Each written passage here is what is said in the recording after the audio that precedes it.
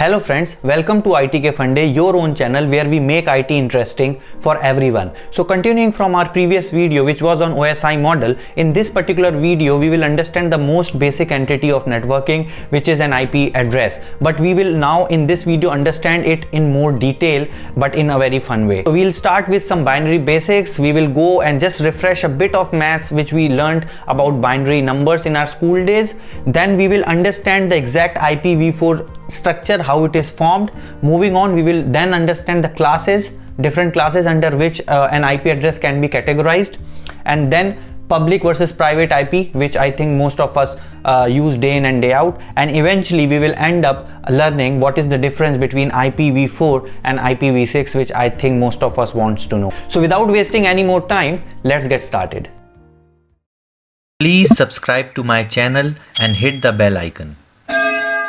So friends, as you might have seen in a movie like Matrix, that our computers only know the language of 0 and 1, which is actually the binary numbers. But we as humans won't be able to understand those. That's why we see IP address as a decimal number, which is the power of 10, whereas a binary is a power of 2. So we will take a simple number like, for example, 1750. Now, this is a decimal number, so we always count this in the power of 10. So how it is? So this goes to 10 to power 0, this goes to 10 to power 1, this one is 10 to power 2, and this one is 10 to power 3. So this is equates to 1, this goes to tens, this goes to hundreds, and this goes to 1000. This is the way a normal decimal number works. But on the other side, if we talk about a binary number, so in this binary number we only have 0 or 1. So any number which you see in binary would be of this nature, or like something like this. So this particular decimal numbers are power of 10, but in binary we have power of 2. So friends, now as we know that binaries are power of 2 and the decimal numbers are power of 10, we will quickly try to convert a binary into a decimal. So friends, I'm just explaining this concept so that you better understand how IP addresses exactly work underneath. But in case you already know this, you can skip this section and directly move on to the IPv4 section. So in this case, let's take an example of this binary number 1001. So we will simply write it like this. So this is 2 to the power 0, this is 2 to the power 1, this is 2 to the power 2, and this is 2 to the power 3. Okay, so we will add these equivalents. So what is this? So it is 2 to the power 0, and what is the exact number here? 1. So it would be 2 to the power 0 into 1. This would be 2 to the power 1 into 0. This would be 2 to the power 2 into 0, and this would be 2 to the power 3 into 1. Now wherever there is multiplication with 0, okay, this would be simply 0. But wherever this is 1, so 2 to the power 0 is 1, and 1 into 1 equates to 1. Here it is 2 to the power 2, which is 4, but it is eventually getting multiplied with the 0, so it is also 0. And then here it is 2 to the power 3, which is 8. 2 into 2 into 2, which is 8. So here it is 8 into 1, okay, which is exactly 8. So what is the total sum? 8 plus 0 plus 0 plus 1, which is 9. So 9 is the decimal equivalent of this binary 1001. So friends, as we now know how to convert a binary into decimal, just understand once again, we'll recap that every entity within a binary number is either 0 or 1, and then this is called as a bit. Okay, and when you combine 8 bits, so in this example we have 8 bits, 1 2 3 4 5 6 7 8. You can either have 0 or you can have 1. So in this we have 8 bits. So 8 bits, so 1 byte equals to 8 bits. Okay, and then this particular combination of 8 bits is called an octet. So this is 1 octet. Okay, 1 octet is a combination of 8 bits. You will understand this once we will now cover this into IPv4 section. Okay, so let's move on to the next section. We now know a basic of what is a decimal number, what is a binary number. This is power of 10, this is power of 2, how to convert it. Here it is called as digits, here it is called as bits and bytes. This can be, you know, tens, hundreds, thousands, millions. Here it can be, you know, only the power of 2 and only 0 and 1. Okay, so the maximum in an 8-bit, how much you can have in 8-bit? So it can maximum be from 2 to the power 0 to 2 to the power 8. So this comes out to be maximum of 256. So we can have 256 different combinations of numbers within this range. So now let's understand what is IPv4. So IPv4, which is IP address version 4, resides at the network layer of our TCP IP model, and any device which is there on the network needs to have this unique identity, this unique address to be identified over the network. So what is an IP address? So IP address is something like this, you know, you will have some decimal number, so and there would be a dot in between. So what it is called? It is called as dotted decimal. So an IP address is always shown as a dotted decimal number. Okay, so every decimal number underlined is a binary bit. So basically what you have a 32-bit binary. 32-bit binary, how? Because every section here is kind of an octet. What is an octet? I told you before that 1 octet is 8 bits. So this could be some number, maybe suppose 154. This could be some number. This particular 154 number is some binary number underneath. Okay, don't take it, I am not converting, I am just giving you an example because it will take too much time. So this 154 is kind of a combination of 8 bits. Now combination of these 8 bits is 1 octet. Okay, so when we have 4 different octets, so if we multiply these into 4 octets, then this is regarded as 32 bits. So every IPv4 address is a 32-bit logical address. Now let's move ahead and understand more about IP address. So suppose, take for example, this is an IP address 192.168.12.34. So this particular IP address, any IP address for that matter, will always have 2 parts. Okay, don't take it in this way, but just understand that if this is a total IP address, then it will be divided into 2 parts. Okay, so it will have network IDs and then it will also have host IDs. Okay, so every IP address will have 2 parts, but how you segregate that depends on the next topic which we will take up quickly, that how much part of a IP address should belong to network and how much part of an IP address should belong to the host. So what is a network? So any device which is connected will be connected to a network, right? So in that particular network, how many IDs you would want to distribute to exactly help the network do the communication part, but then you have to also distribute specific IP addresses to the host. And understand this, guys, that we only have limited IP addresses. Okay, we have around 4 billion IP addresses, if I am not wrong, and these IP addresses are definite in numbers, so it would exhaust. So we have to judiciously use these IP addresses. Okay, and that is where we will discuss IPv6, why we need IPv6 in the later part. But understand that we will always have network IDs and host IDs. To take for example this particular if this particular IP address we take, then in this particular IP address, and don't take it on this particular IP address, but I'm trying to explain and we will discuss this later also. This particular part could be network and this could be the host.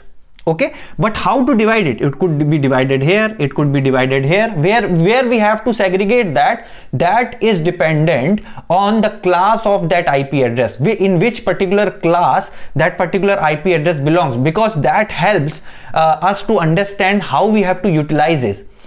If the network, do we need more network, or do we need more host? That is a call which is derived from understanding which particular class this particular network belongs to, which is our next topic.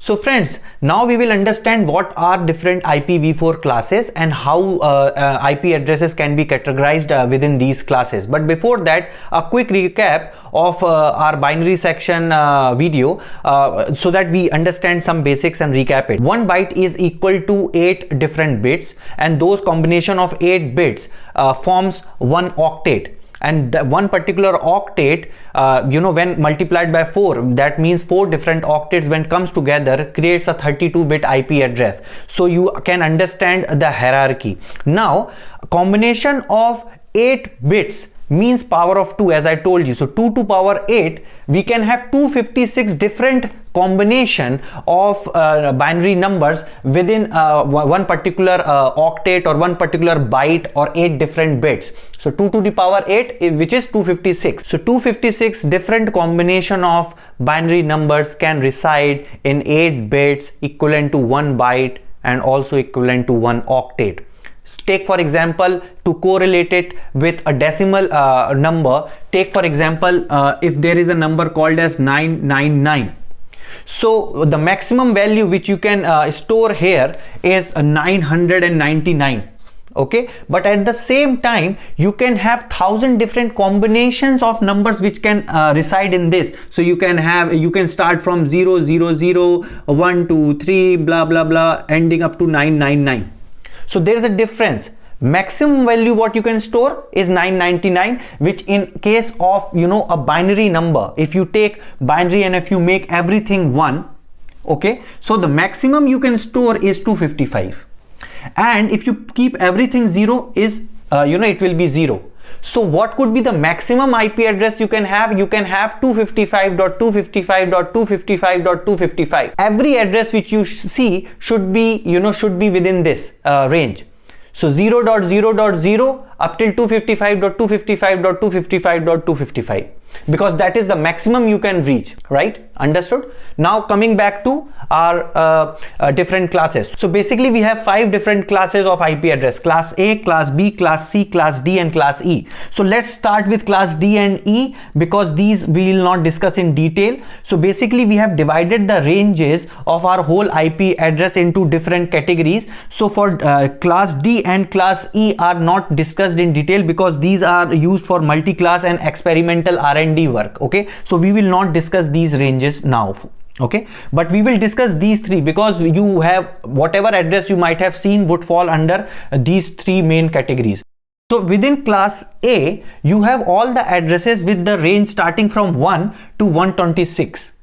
So in this particular range 1 to 126, and in this particular class A you have out of 4 octets of your IP address, remember you have 4 different octets, you have the first section dedicated to the network. As I told you, IP address is a combination of network IDs plus host IDs. So in this case you will have the first octet would be dedicated to your network, and the rest 3 would be dedicated to your host bits. So how many are these? So these are 2 to the power 8, 2 to the power 8, 2 to the power 8. So eventually these are 2 to the power 24, okay, which comes around 16 million hosts. You can understand that in this particular class A type of IP addresses you can have 16 million hosts. That's why these are only dedicated to very, very large networks. It is not given for a mid-level or very small level organization or household. It is always given. So some very famous class A addresses are AT&T, IBM, and I think General Electric. All these are large organizations which have already reserved class A kind of network. network. So that is class A. You understood that, right? In class B, we start from range 128 because we left here from 126, and then class B address range is from 128 to 191. But hold on, you might have guessed it, that where 127 went. 127.0.0 range has been reserved for loopback. So you might have seen the loopback ID, which can loop back to your same device. Maybe in your Windows file, you might have seen localhost 127.0.0.0. So that is the loopback. It is reserved for the loopback testing. So that's why 127 range is skipped, and we directly start from 128.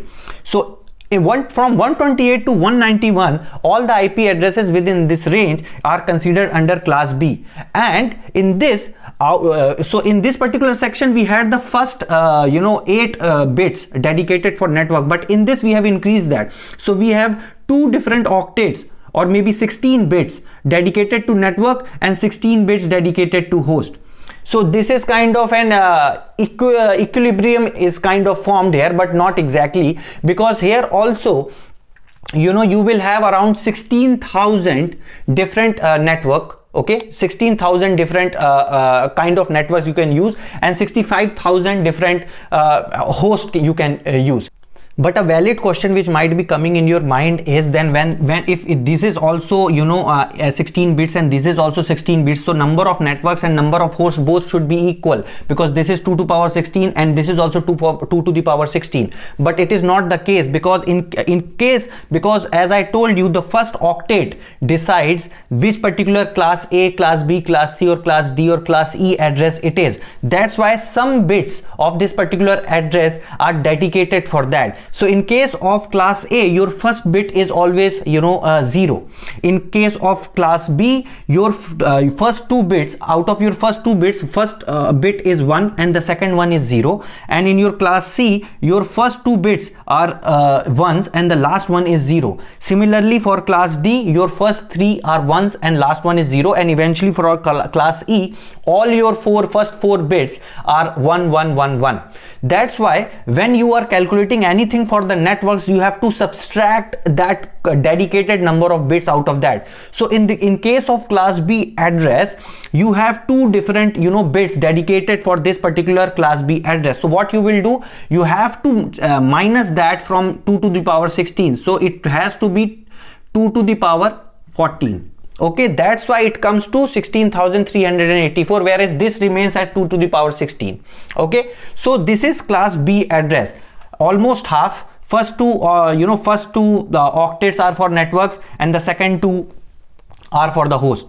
Coming to the class C, which starts from the range 192 and ends at 223, this is again I said the first 3 bits are dedicated to the network for identifying the class of the network, and that's why here you see you have first 3 octets given to the network and the last one is given to the host. Okay, so in this case the first 3 are 8 8 8, so 2 to the power 24, but it is not 2 to the power 24, it is 2 to the power 24 minus 3, because the first 3 bits are dedicated to identify whether it is a class C network or not. So that's why it comes to 2 to the power 21, which if you calculate would be 2097152, which is around 2 million different networks, and ends up with only 254 number of hosts.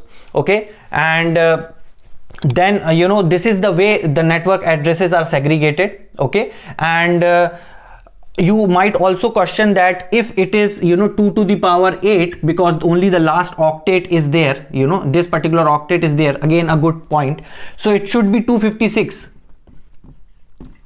But then always remember that one bit is always dedicated to your network, and one particular bit is always dedicated as a broadcast ID. So this particular octet or this particular set of IP addresses, one particular dedicated would be a network ID, and one would be the broadcast ID. Okay, so that's why instead of giving 256 all to the host, you will have, you know, 2 minus. There will be always your -2 of the total number of hosts which you can, you know, which you can utilize. So I think these are the 3 different classes. I have tried to cover it. Obviously there are more details to it. You can read it out. I can share you know, some links in the description, but this is the overall concept. So whenever you see any IP address, suppose I just randomly take any IP address, and that IP address you know, could be 354.230.127 something. So 354.127 or maybe 102 or 111. So then you should straight away say that this is not the correct IP, because the maximum I told you can only, you can only have up till 255. So first you can see that, okay, no, this is 354, it is greater than 255, how it can be a valid IP? So first thing is, you can now make sure that it is a valid IP. So now friends, let's take another IP for example. So suppose I take an IP 197.12.15.60. Now if you have to see this particular table, you should be able to make out in which particular class this particular IP address falls into. So 197 falls into a class C IP address. So you can take a note of this table. It will help you to identify in which particular class an IP address falls into, and this actually summarizes how one IPv4 classes are distributed and categorized. So now you can see this table and you can identify and understand that while you see a network, a network IP, you should be able to understand how many number of networks could be utilized within that, and how many number of hosts can be utilized with that. But there is another concept which is subnetting, which you might also know. That's a very vast topic, maybe we'll cover in some other video, wherein we will understand that these classes are not adequate for the proper distribution of the network. If we go by this, you know, we would be exhausting our network bandwidth quite easily, because this is not a ideal case. Suppose you have a small network requirement, then in which particular class you would fall. Suppose if you want only 50 hosts, maybe you take up you want to take maybe class C or class B. So just understand how much number of networks and you know, hosts are there. So you have to maintain that balance, and that balance cannot be maintained by simply using these classes. You have to further use concepts like subnetting to utilize these IP address in different manners, and you know, distributing one network into multiple subnetworks. So that maybe for another video, but for now this should be enough to get you going. So in the next section, let's now understand what is the difference between a public IP and a private IP. So friends, what is the difference between a public IP and a private IP? So understand this guys, that a public IP is always there over the internet, over the network. Whenever you want to identify a device uniquely, you need a public IP for that.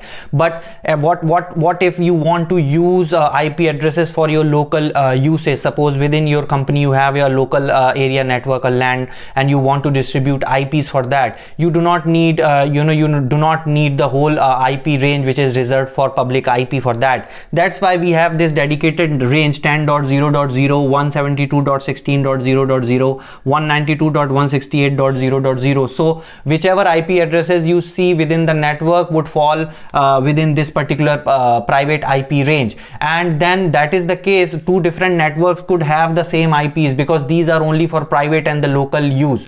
And that's why it can happen that two different networks, you know, might have the same IP address, or most of the time it is the case that you will have these IP address shared internally among different organizations. This is only for local use. Obviously when you'll go to the public network, then you have to fall back upon your public IP ranges which we discussed previously. So this is private IP and this is the difference between public and private IP. Now finally, let's understand our final section, wherein we understand what is the difference between IPv4 and IPv6.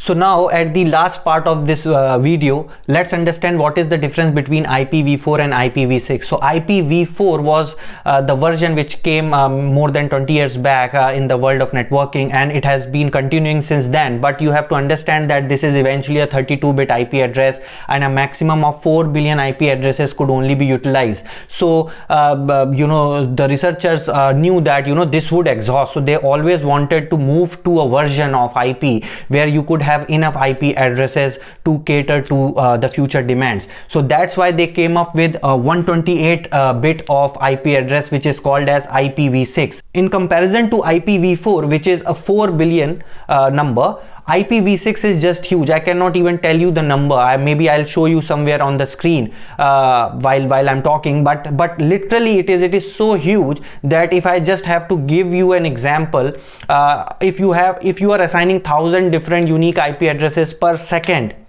then it would take you billions of years to exhaust even 1% of the total IP address. I am not joking, guys. This is what I have read, and you can maybe cross check that. I'll maybe give you some links in the description as well. So literally this is impossible to exhaust IPv6. It is just huge in number, but IPv4 will sooner or later will get exhausted. But the irony is, all this was forecasted in around year 2004, when everyone thought that maybe in 2-3 years of time IPv4 just go away. But with the current advent of advancement of networking concepts like subnetting and everything, we have sustained IPv4 till date, and today also we are not sure whether and exactly at what time IPv4 will get exhausted.